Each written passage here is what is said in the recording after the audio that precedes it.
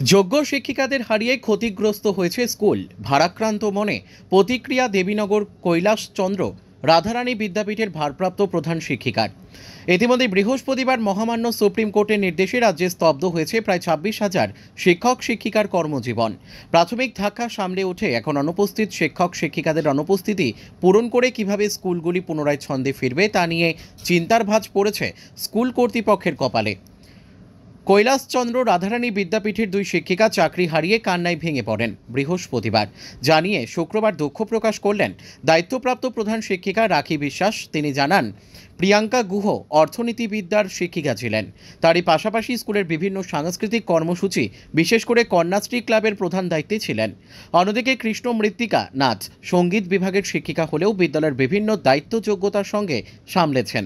তাদের সেই স্থান ফাঁকা হয়ে যাওয়াতে স্বভাবতই হতাশ প্রধান শিক্ষিকা।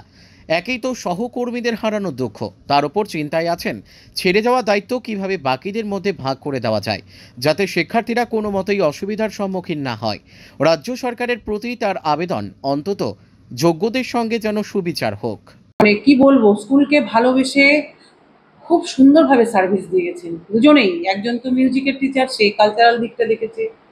আমাদের যে ইকোনমিক্সের টিচার প্রিয়াঙ্কা গুহ, সে আমাদের নতুন যে আসার পর থেকে কন্যাশ্রীর যতটা কাজ আছে, কন্যাশ্রীর ওয়েবসাইটে যা যা কাজ, সম্পূর্ণ কাজটা কিন্তু প্রিয়াঙ্কা দেখতেন। এবং প্রিয়াঙ্কা শুধু দেখতো না, প্রিয়াঙ্কা পাশাপাশি তার ক্লাস টিচার, তার ইকোনমিক্সের ক্লাস, 11-12-এর ক্লাস সব কিছু খুব ভালোভাবে নিত। খুবই দায়িত্বপূর্ণ ছিল দুজনই।